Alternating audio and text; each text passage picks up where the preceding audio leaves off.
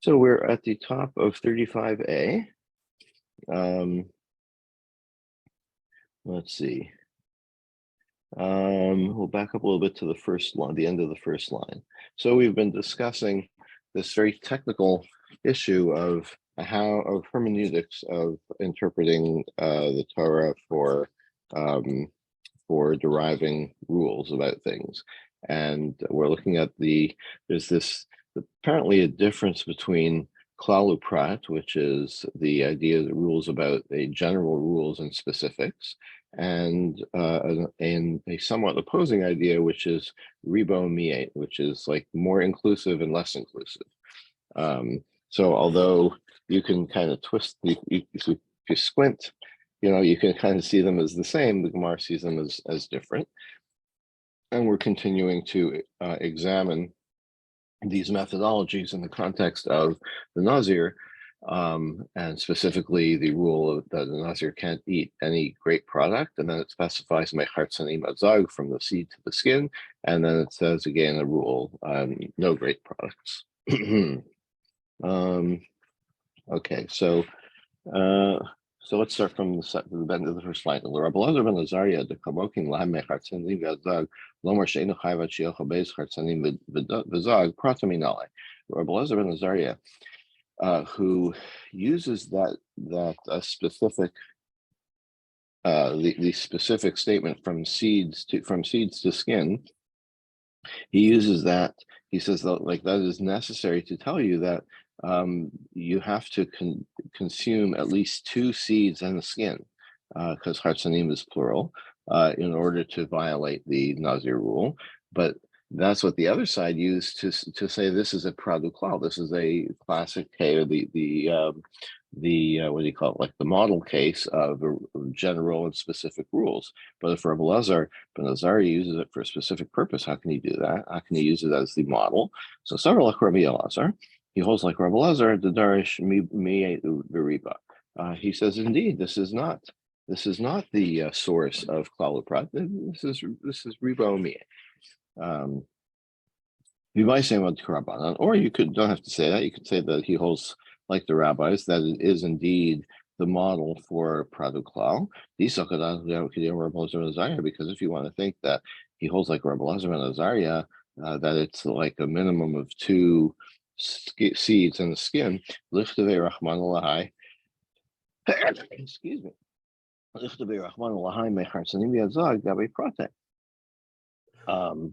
So then the Torah should have written it earlier when it's discussing the specifics. Like, why did it move it to this spot where it fits into a klal upradu klal sequence? So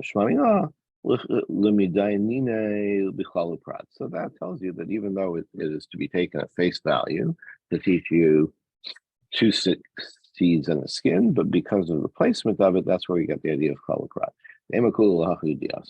Maybe so. Maybe that's the whole purpose of this phrase being where it is. Like, how do you know that it also comes to teach you 2 seeds in the skin? Like, you would already know that like one is, if the Torah didn't tell you otherwise, that one of these things is forbidden, right? So why does it say chatzanim in the plural? It should have said either, if it's meant to be plural, then it could have just said mecharsanim or mezagim. Why does it write one plural and one singular? That tells you it's a klal uprat thing.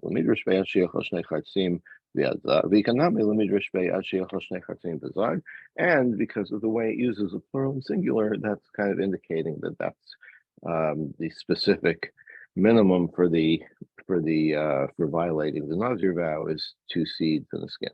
Okay.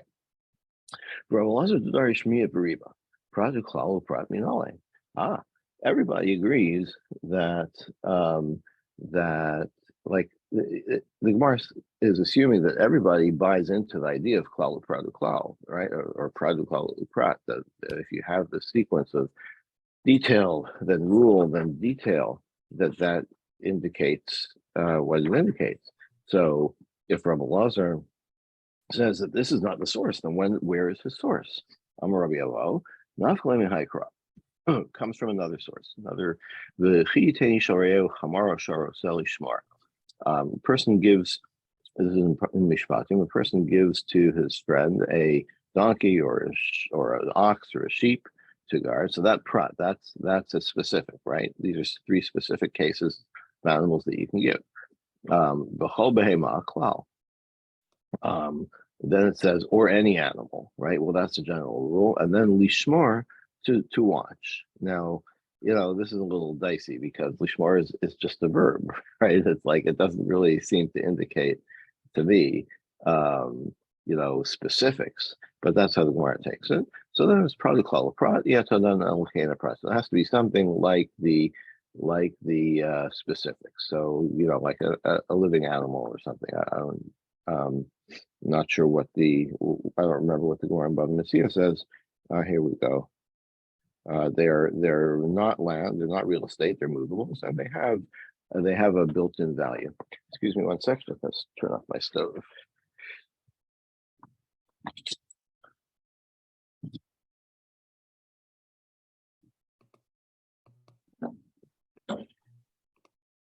Meal's ready.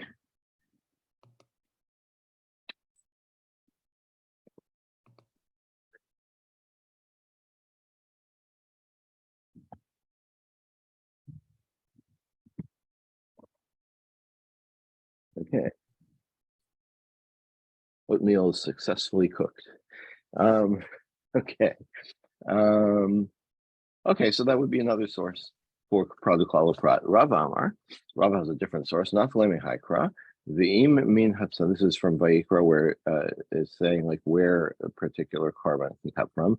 V'im min hatsan, carbano, right? So v'im, this is even dicier, right? V'im min is the specific, and possibly the extra word min, like from the sheep, okay? But the Rava is proposing that the word from is a specific. Hatzon is a general rule of sheep, and then kwasim v'izim, and it specifies also sheep and goats. Chazar prat. Probably call it prat. Yeah, no, they can't have prat. Okay, that's I don't know. That's even a little further out there, but that's what Rava says. That's a valid place to get this probably call it prat. I'm only going to be discarding the Rava. Rabbi Yehuda doesn't like this. There's another pasuk similar to that. Min habehema bakar ratzon. Right. The Torah in that part of the Vayikra is laying out the rules for various sacrifices. So Rava chose the one from where you bring I think it's a shlamim from a sheep, right? But earlier it's talking about bringing it from cattle. Min ha-behema. Min again is the prat.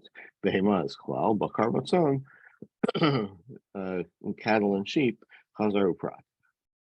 That's another specific. So probably called prat. Why don't you use that one? Amalei. So Rav answers min hai lekal mashmina. No, I don't accept your example. You may have some havamina ha-behema. I have been called behema.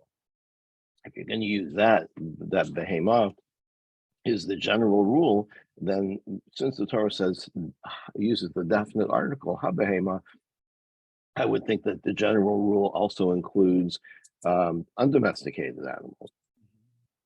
Okay, this is getting a little out there in terms of what you can get from a single letter, right? Amalei, so Rabbi Yehuda, who defends this earlier pasuk, says, "Chai b'chal behema." Why would you think that? Why are undomesticated animals are never included in the term behema? Aksiv bakar vatzon, and I'll prove it to you because after behema it says cattle and sheep, which are domesticated. V'havalei pradu klal v'yatadana l'kein prat. It's like he doesn't even understand the point. Like the specifics are examples of domesticated animals. So why would you say that the klal includes something larger than the class of domesticated animals? Okay, so fine. So that's where we are. So everybody's got their own pet theory of where we get product follow prat from. So we know on Dahachihu. Now the Gemara says, where do you get this from? Like in general, like this pardon the pun in general, but like where do you get this whole idea from that these are valid methods, hermeneutical methods? The Tanya we were right. Um, so now we're going to look for klalu pradu klal, and this is kind of the granddaddy of the whole idea of using these hermeneutical methods. And so what I think is happening here is that we're going to demonstrate a case that is clearly, klal u'prag klal, a place where the Torah generalizes and then is specific and then generalizes again. So it's trying to tell you that there's a general rule, but it has to be similar to the specific instances. And then once you have established that that's a thing, then you can go off and kind of find it in more obscure places like we've been doing. So what is this about? We're talking about Maser Sheni. You have to bring to Yerushalayim to eat. So spend the money on anything you want in Yerushalayim. So that was the general rule. Now the specific is cattle, sheep, wine, strong drink, prat. Those are specifics. Anything that you want. That Chazar Klal, that's a general rule again. Klal Pradu Klal. So this is clearly, and this is an obvious example, an indisputable example of a general rule followed by specifics, followed by another general rule. So this is a case where we would where it's clearly telling us it has to be something like the specific examples. Maha prat mefarash pri mi pri v'gidulei karka. Just as the specific instances are foods that are fruit from fruit, in other words, like reproducing fruit, and they grow in the ground. Afkal primi privi like karkas. So that has to be anything that you spend your master sheni money on has to be like that. Michtes, the Gemara says, well, let's see. Klal prata klal, ke'en prata daininan, klal basra mayahane. Okay, what do you need? The second general rule. Like if I tell you, buy anything you want, like food and drink, then what does it help me to also say, or anything you want, right? You've already demonstrated that there's a rule and there are specifics. So from that, I could derive the specific. Whatever you buy has to be like the specifics. My answer is ahane lo sufe kol damile. It tells you that I guess it's a little broader. It's like allowing you to be a little broader. If you don't have the closing general rule, then you might think that you can't expand beyond the detailed rules, right? You have to, you would have to stick to exactly those things. In which case, you'll just be cloud plot. Right. The two, and furthermore, pradu klalu prat ke'ena prat dainina. And you also have, what about we're going to ask the same question about the detail rule and then detail, prata basra mayahai. What do you need the closing detail for? You love prata basra, because if not for that one, then I would have said, you start with specifics and then you expand it to a general rule. So you'd stick with the general rule, and you wouldn't know necessarily that the general rule has to be restricted to things like the things in the specific details. So let's take another look. Train quality of prata. When you have either one of these, two rules and a either the rule, either klal prata klal, the train prata klala, or prata klal prat, either way, gain prata daininan. So the result is the same thing. It has to be like the specifics, right? Something like ma'ika beta beta. What's the difference? Like, why do you have these two constructs which accomplish the same thing? My answer is ika. There's a difference. The ilu tartan klali prata. If you have klalu prata klal, ika prata damila, ilu b'chadsad marbina. How similar does it have to be?